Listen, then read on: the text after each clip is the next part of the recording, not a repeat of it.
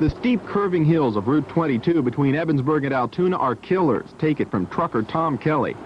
Quite a bit has happened on this mountain. Many accidents, many people have been killed on this mountain. Safety's one big reason the state began planning a new 22 over 2 decades ago.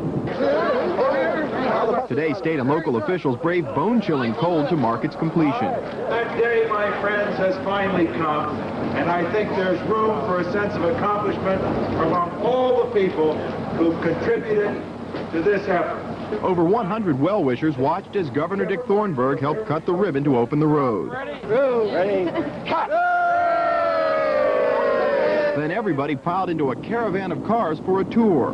The new 22 cost about $123 million to build. It runs about 18 miles. That works out to almost $7 million a mile. The highway runs from Evansburg to Cross Keys, completing a 4-lane link between Johnstown and Altoona, something Civic boosters hope will be good for business. It may be cold outside, but we're all warm inside. We've been waiting for this day for a long time.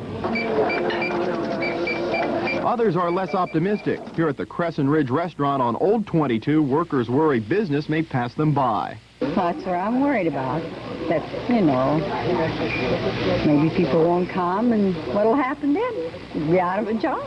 Still, Irma Kinney says only time will tell. For now, there's a safe new highway to enjoy, one many people here say was long overdue.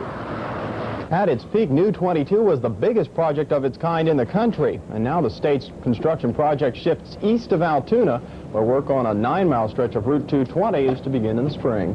Thank you, Bill.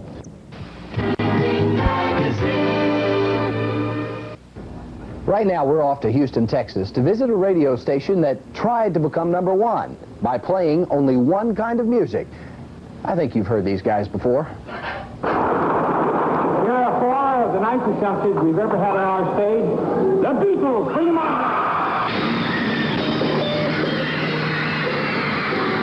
Last night I said these words to my girl. I know you never. Close your eyes and you're 18 again on Beatle Radio KBTL.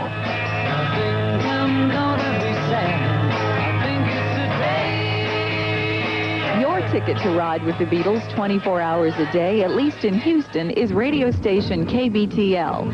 As the 34th station in a 34-station town, they didn't have a lot to lose when a consultant suggested playing Beatles music all the time. In a large area the size of Houston, there are numerous radio stations, and for a while they were all trying to do the same thing. In order to really stand out and to establish our niche, we had to do something totally different. Kath Simon is the station's music director. Now, you might wonder what kind of job music director is at a station that plays only one artist. As it turns out, it's a lot of work. We're currently playing a little over, between 500, 550 songs right now. And that is generally more than most radio stations who play a hit-oriented format, say a top 40. Or something like that. Most of those stations may play 40 to 50 current records and have anywhere between 150 and 300 oldies. And they're working with less total records than we are.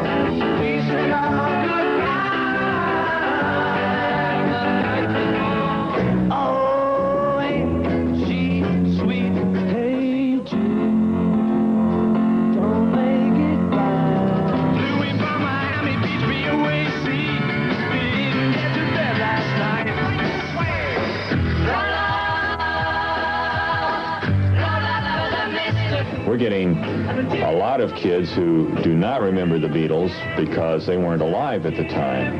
They're calling in now saying things like, wow, what a great new group. Oh, come to me.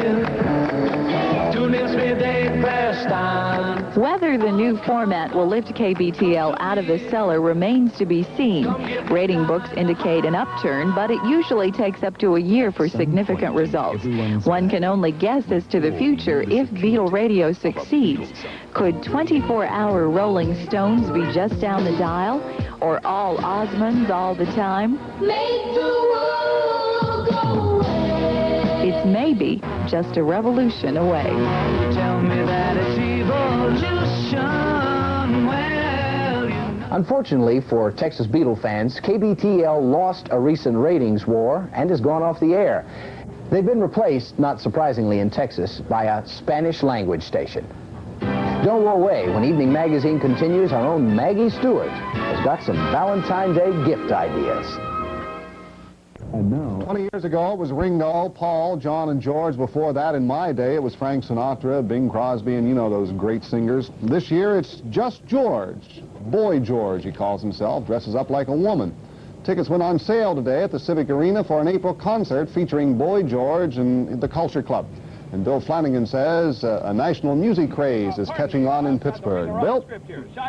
Well, Ray, Pittsburgh rock promoters are finally getting a chance to cash in on the Culture Club craze. Of course, it's something that radio stations like B94 FM have known about for quite a few months now, since the group's records have been riding the charts, and I know you're wondering why. We're live on. He's got charisma. I like the way he dresses. He has to have guts to do that.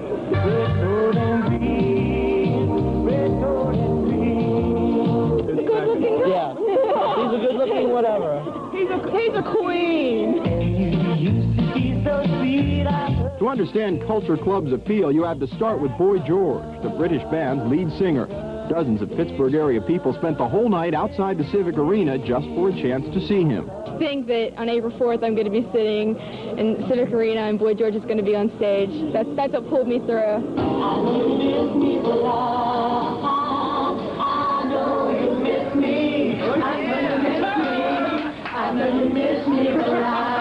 The sound is important, but so it seems is the sight of Boy George, something he might admit himself. You've got taste, style, and you know a good drag queen when you see one. And here in Pittsburgh, some say it's sexy. He's gorgeous.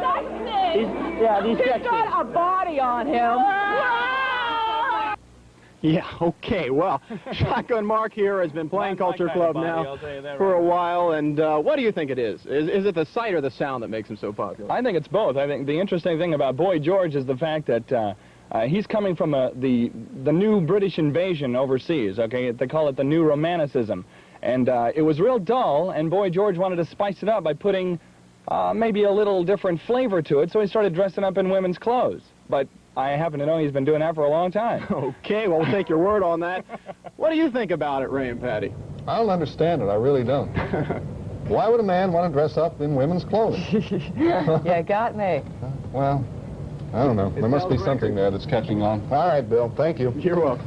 That is it for this edition of Eyewitness News. We'll all be back tonight at 11. Now stay tuned for the CBS Evening News. For all of us on the Eyewitness News staff, good evening.